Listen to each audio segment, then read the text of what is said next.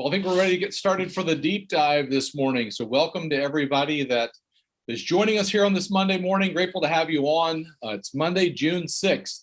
And here we are in June, almost halfway through the year, and excited to get this week started with the deep dive. You know, if you saw the video, I'm going to talk a little bit about the shift we're seeing in the market and what's ahead. So last time we were together, a couple of weeks ago, we were talking about rising interest rates. I'll hit that quickly, what experts are saying about that. But we'll start to turn our attention to how do we give expert advice for the second half of this year. And gosh, I think right now there's probably no bigger question that folks are wondering about in real estate than what is going to happen going forward after we've seen interest rates rise and all of that. So I'm going to go ahead and get started as folks continue to join. But we're going to talk about what's ahead. I've got this graphic here with a little, sort of crystal ball and kind of saying, okay, what's going to happen going forward? Now, I want to do a little bit of recap. We talked 2 weeks ago about rising interest rates and all the different things that are happening out in the market. And I want to start there with a little bit of maybe a recap and what experts are saying about interest rates right now, because the first half of this year, no doubt, are going to be defined by rising interest rates. There's an old saying that when rates rise, they take the elevator. When they come down, they take the stairs. And, the first 6 months of this year, we've seen rates rise quickly and dramatically to right at 5% where we stand today. But if we kick this deep dive off with a quote here from Mike Fratantoni, the chief economist at the Mortgage Bankers Association, certainly somebody that knows about interest rates in the mortgage business. He says mortgage rates are likely to plateau near current levels. That's an important point right now. We're starting to see a shift in what experts are saying about mortgage rates. The financial markets have attempted to price in the impact of Fed actions over this cycle, and they are likely also pricing in the economic slowdown that will result. He goes on to say, once we are past this rate spike and associated volatility, the Mortgage Bankers Association expects that potential home buyers may be more willing to re-enter the market. So a couple comments on this quote. First, he's saying, like we've said, the mortgage business is pricing in the Fed's action, what they've said they're going to do. That's why we saw rates go up so quickly. In his estimation, as we look forward, as we start to plateau and folks kind of come back into the market, that were shocked here in the first few months. There's also another trend with interest rates that I want to point out that is very clear right now. I want to go back to what he says, mortgage rates are likely to plateau near current levels. Well, if you look at this graphic here and you've been following the deep dive, this is the one we've used looking at interest rates going all the way back to the beginning of the year. And, we started the year about 3.1%. We've risen to up over 5% where we are right now. But here's the interesting thing as you start to look at interest rates. We rose quickly and dramatically until about the third week of April. And then since then, we've almost been moving horizontally. Okay, a little up here, a little down, a little bit of that, a little bit, but we're clearly moving horizontally. Going back to Mike Fratantoni's comment about rates plateauing, you can very clearly see a plateau there. Now, what I can't say is that a peak?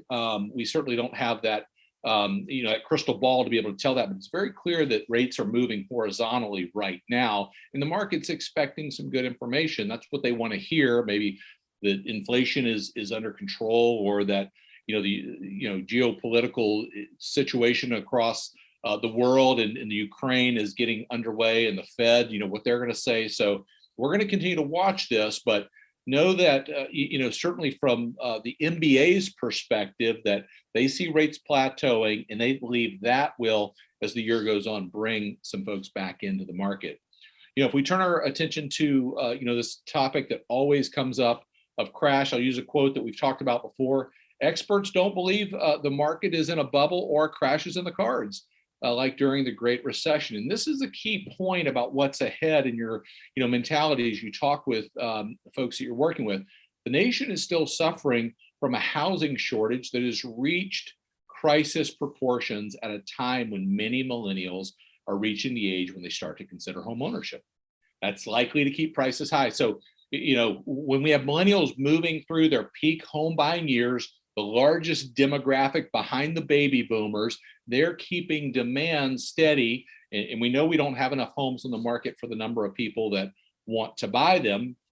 And so, as we look forward, that's likely to keep this upward pressure on prices because of the demand that's out there. But what certainly takes up most of the headline space and head space of newscasters is existing homes have fallen and mortgage applications have fallen. So I want to look at that real quick for you. And this is a look at existing home sales going all the way back to 2017. The reason we go back that far is 2017, 2018, 2019. I'm going to call that 3 normal years in real estate, 3 very good years in real estate. Then we hit 2020 in the pandemic, and 2021 that became sort of anomaly years in real estate. And most recently, as of April, the seasonally adjusted existing home sales right at about 5.6 million. Why is this important? It's important because of this. Where we've been, we're coming off of that into an area somewhere around where we were pre-pandemic. If we look at 2017, 18, and 19, again, very, very good years in real estate, and coming off these sort of anomaly years in 2020 and 2021. The old analogy that we always give there is you're flying down the highway doing 150 miles an hour, and you see an officer up on the hill, and you slow down, maybe even slow down to 70 miles an hour or 60 miles an hour or whatever it is. You feel like you're crawling, but you're still at or above the actual speed limit. 2019 was a really good year in real estate, one of the best years since the downturn, and then we hit the pandemic, and we're heading back to moving out of this maybe white hot market to just a hot market. If we look at total sales forecast for this year, something that folks are going to wonder about as well.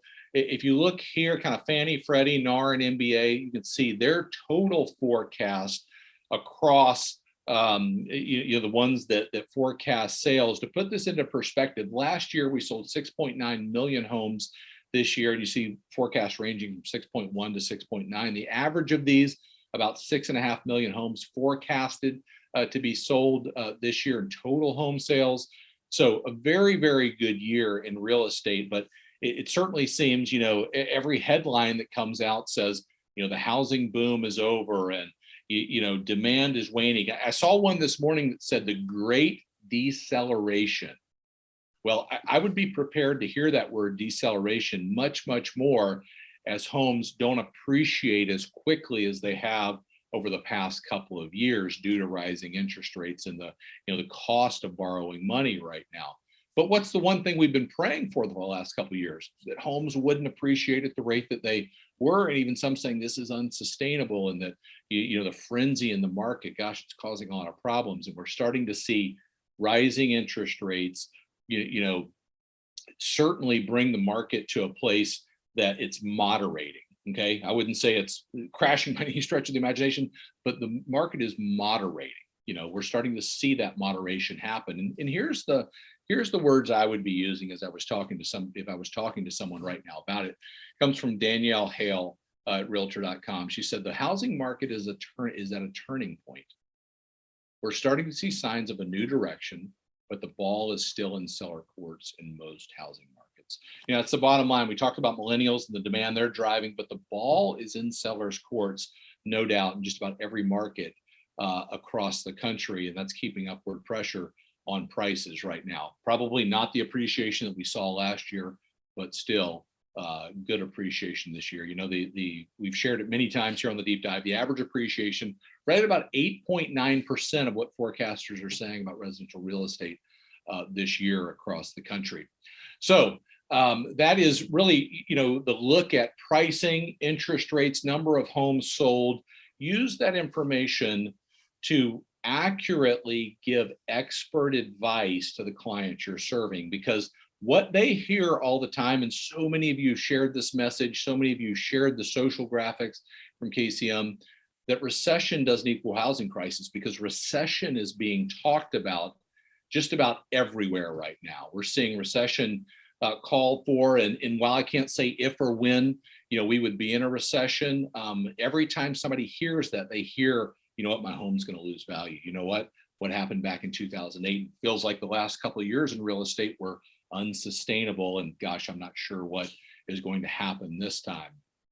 I want to give you a couple things on here. One slide that I used the time we were 2 weeks ago, we were together on the deep dive first of all, what is a recession? Well, the National Bureau of Economic Research defines a recession. They're the ones that call it. And here's how they define it: a significant decline in economic activity spread across the economy, lasting more than a few months. And they go on to say nominally visible in real GDP and real income and employment. But they're the ones that call it. There's been this widely kind of held belief it's a couple of quarters of negative GDP, but this is the technical definition of a recession. I'm not suggesting you have to memorize the technical definition of a recession, but that's it. But the bottom line is we can prove that just because we may enter a recession, that doesn't equal a housing crisis. And I know many of you are familiar with this graphic, and I keep bringing it back up because I believe we need to get it out there as people ask questions about what would a recession mean to the housing market. We did this study going all the way back to the early 80s and found that in the last 6 recessions in this country, 4 times homes actually gained value, 2 times we saw homes lose value, 1 time just marginally in the early 90s. But what everybody remembers is 2008, when homes lost almost 20% value, and people were hurt then and had family members that were hurt, and they remember that. And we have to keep that in mind as we go through this cycle. And the Fed does what they're going to do. And if you follow this, you kind of hear the words, they're going to try to engineer a soft landing. If not, we end up in recession. So we're going to let that kind of play out and see what happens there. But our job is to get the truth out about housing. That's what we can control in this. We can control the messaging. We can control what folks are educated on about recession as it pertains to their home. Many times the largest financial investment that many people have. I'll end on this real quick before I turn it over to Jess to ask if there are any questions. If you're looking to buy a home, I would still recommend you do so even at higher interest rates, because we have no reason to believe that home prices will stop appreciating. Home values going up is only a problem when you're trying to buy. When you own, it is a gift. I think that there from Shivani, who's a mortgage expert, I think that is probably one of the best ways we could say it. I couldn't have said it better myself. When you own a home, it is the gift when prices are rising. So one thing I want to mention before I turn it over to Jess for questions, you've probably seen about this, but I am so excited to announce our newest KCM product, Real Talk. And this is something that, many of you have said, hey, I need the information to be able to go out and make a video, use my phone right here and make a video and get this information out. And Real Talk allows you to do that. It allows you to get your face out on video with these great graphics. Literally comes with a mobile app with a teleprompter on it, so you can use these words. Scripts are updated weekly, and that's all coming out to folks this week. Our KCM members had access to it in the last couple of weeks, but if you want to be one of the first ones notified about it, you need to get on our list to get that email that's coming out this afternoon. I believe there's maybe a comment pinned at the top of this live that you can click on and get on that list. Get your email address in there, so you'll get access to it. You're going to get the best offer for Real Talk. Many of you have asked about this and said, hey, when is this coming out? We've been talking about it for a while, and we are ready to deliver it to you. So check that out. Check out Real Talk. I know you're going to want to see that as you get the message, you become the educator and really get your face out there delivering this message. That is our goal, is to support you that way. So Jess, I'm going to pause for a second and ask you if we have questions that have come up. Hi, Dave. Yeah, it looks like we have a couple of questions that came through. Lots of current members who have already tried Real Talk sound super excited about it. Awesome. We had a question from Scott come through who said, David, it seems that with interest rates increasing, inflation playing a stronger role than in 2021, and the headlines being so terrible, I see that most people are missing the appreciation number is still historically strong. Shouldn't that be? I think that's absolutely correct. Historical appreciation in this country has been 3.8% going back all the way, for the last several decades. What we're talking about this year, almost 9%. Nobody's talking about that. What you're going to hear is, but remember the article I mentioned this morning, the great deceleration. Well, people are going to hear that and think, gosh, if prices are decelerating, that doesn't sound good. Right? I mean, that's kind of the conventional wisdom. Well, what we're talking about is instead of 15 or 20% appreciation in residential real estate, 8.9%. Okay. And so no doubt, I think that the forecast, at KCM, we use the home price expectation survey, looking forward to the next several years, the next 5 years they go out. And I can tell you in the next few years, their forecast is to get back into that more normal, 3.8 range of price appreciation. But strong appreciation is forecasted. And that's due to the demand and the lack of supply across the country. Awesome. Thank you for that, Dave. And then I did see another question come through from Lydia, who asked, does KCM look at home insurance trends in terms of affordability when buying a home? I know that depends on region. Sure. Yeah. Not necessarily. You can email me, David, at Keeping Current Matters, about the insurance piece. I'm not sure I understand that. But we do look at affordability, and we cover that from time to time. And no doubt, rising interest rates have eaten into the purchasing power. But absolutely, we've got graphics inside the member area that show the impact of purchasing power as interest rates rise. We show what affordability looks like. And affordability is a combination of wages, interest rates, and home values.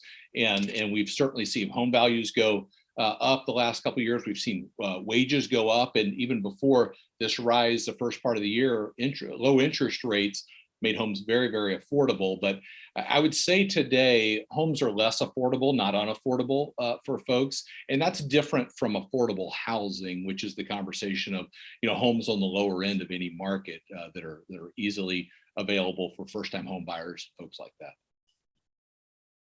Awesome. And I think one last one, that's a great question. Carlos asked if we have any advice for new agents. Any advice for new agents? Become a KCM member. I think more than anything, you have to understand what is happening in the market to be the expert today. The one thing that the pandemic did for agents across the country is that it allowed them to be the market expert for those that they serve. So my one piece of advice, if you were a new agent, I would get a KCM subscription on the 10th of every month, which is going to be this Friday. We come out with our monthly market report. And it is kind of encapsulating what's happening in residential real estate. I would listen to that 1 or 2 times. I'd look at all the graphics there. You listen to that for a few months going in a row, and you can even go back as a new agent, listen to a couple of months previous. You will have a handle on what's happening in residential real estate and be able to bring that expert perspective to your clients. So that'd be my answer there. All right. Anything else? No, it looks like we're answering the rest of the questions in the chat. Remember to just put your email address in there if you're interested in getting on that hot list program. And that's all that I see for you, Dave. Good. Thank you, Jess. Well, I'll wrap up with this. Real Talk's coming out. You're going to want to take a look at this, get your name into this list to be one of the first ones notified, because it changes the way that you're able to deliver expert advice to the clients you serve. So as always, I'm grateful for everybody that joins the deep dive. Every Monday morning, we do it 11 a.m. Eastern, 8 Pacific. We try to start out the week to give you something to talk about, but also to give you the information you need to be the most educated agent in the market. So thanks for joining. Hope you have a wonderful day and a great week, and we'll see you back next week. Take care.